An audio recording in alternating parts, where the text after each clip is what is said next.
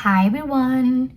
If you are struggling to make the cash envelope system work for you or have trouble sticking to your budget, listen to the second mistake I made to find out if this was one of yours and what I do to fix it.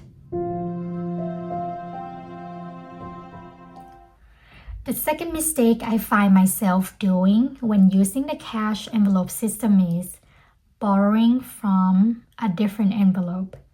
This has been on top of my list that I'm working on to avoid because to me, it's one of the biggest mistakes I made that keeps putting me back to square one.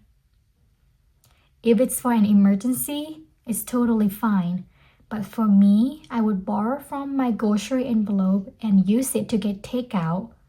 Borrowing from an envelope when you run out of cash defeats the purpose of the cash envelope system. It's designed to help you control your money in the categories that you tend to overspend. You take out that physical cash and put it in the budgeted amount in the envelope. And once your envelope is empty, you cannot spend anymore until the next time you fill this envelope up. This system intends for you to feel that pain of money leaving your pocket, as if you swipe that card. You get the card back and you might not feel the pain of money being taken out of your accounts. But with cash, if you hand them $50, you might get some changes back, but not that $50. It makes you be more cautious of your spending or make you think twice about the purchase. But for the longest time, I didn't feel a thing, to be honest with you.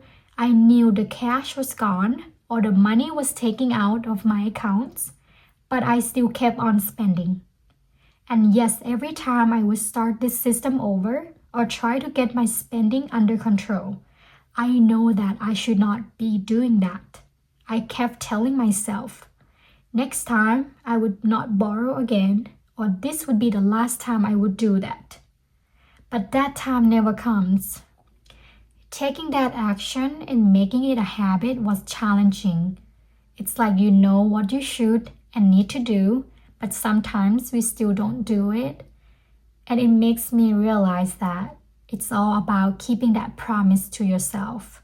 You made a promise to yourself with a budget, and the more you let yourself break that promise, the more you will do it with other things in life. And you will allow yourself to let little things slip off. And eventually, little by little, it becomes a habit. And that was what happening to me. Now that I look at it this way, it changed a lot. Like when I finished my eating out category, even though I don't feel like cooking right now, but I made a promise to myself. I already treated myself this week, and now I am done with that envelope.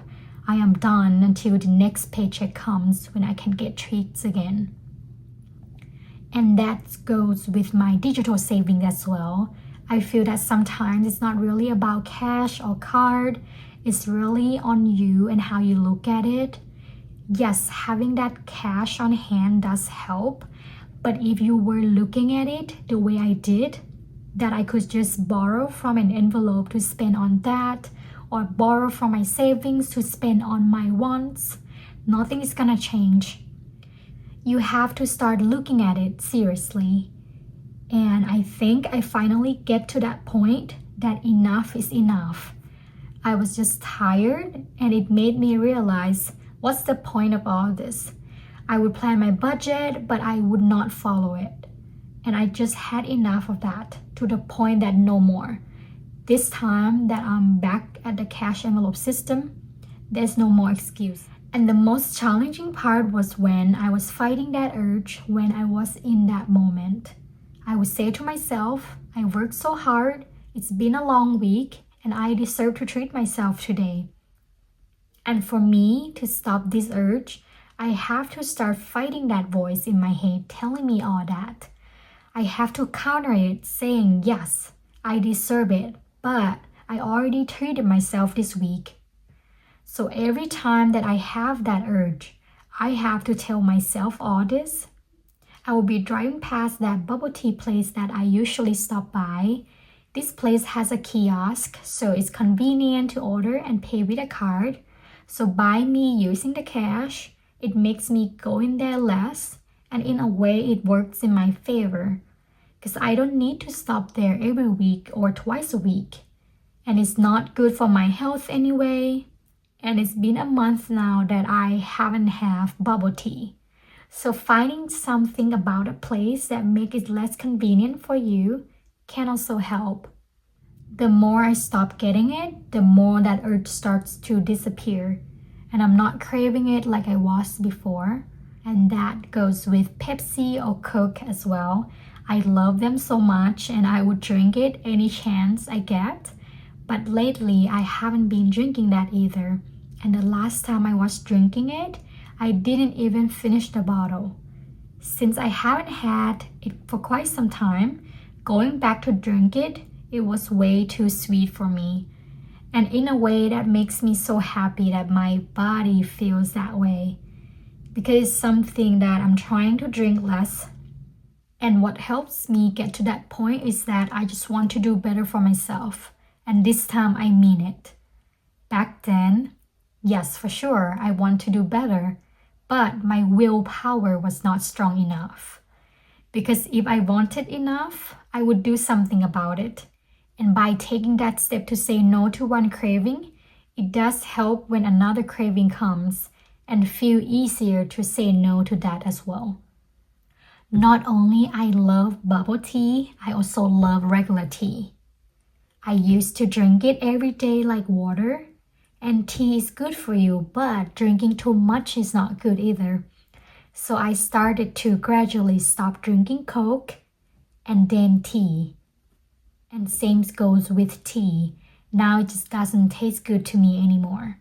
It was difficult for sure, but just taking that one little step and that one thing that you stop yourself from getting, maybe it doesn't cost that much, but it will have the same effect as when you stop yourself from getting an even bigger purchase.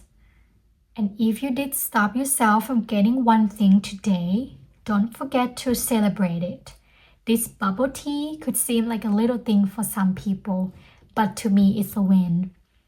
And of course, I still have those cravings here and there, and I know we all do.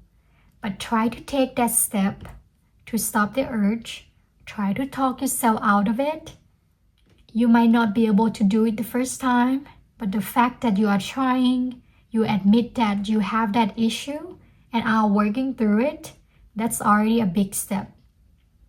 It's been helping me a lot, even with the impulse purchase. I feel that once I stop one impulse purchase, it becomes easier to stop the next one. But yes, it's an ongoing process. I'm still working through it. But this time, I am hopeful and I have to keep going.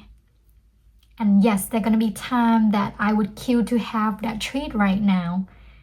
But I just have to stop thinking about it and tell myself, nope, I don't have enough in my envelope for this. It's gone. I already spent it. And by switching to this mindset, it feels okay even though I didn't have that treat that I wanted. It also made me not want to borrow from the envelope or savings anymore to pay for my wants, my impulse purchase, or little craving that was out of the budget. Please let me know in a comment if you have any habit that you want to stop or what area in your life that you want to improve right now, whether it is your mental or physical health, fitness, financial, or anything else. I would love to hear all about it. And that is it for today, everyone. Thanks so much for staying till the end. Hope you enjoy and stay for the ride on the next video. Bye!